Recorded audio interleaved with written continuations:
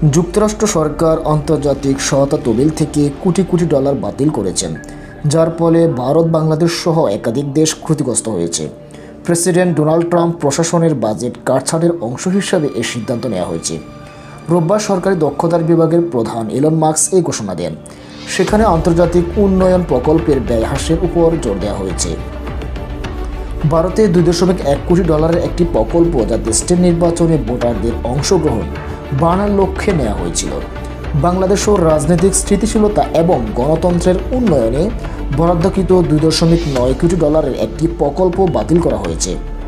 এ সহায়তায় বাতিলের সিদ্ধান্ত এমন এক সময় এলো যখন সম্প্রতি ডোনাল্ড ট্রাম্প ভারতের প্রধানমন্ত্রী নরেন্দ্র মোদীর সঙ্গে বৈঠক করেছেন। তবে এই পদক্ষেপ তাদের যৌথ বিবৃতি সম্মেলনে উল্লেখ করা হয়নি। ট্রাম্প প্রশাসন অর্থ বরাদ্দের ক্ষেত্রে বৈদেশিক সহায়তার নীতিতে ব্যাপক পরিবর্তন উদ্যোগ নিয়েছেন।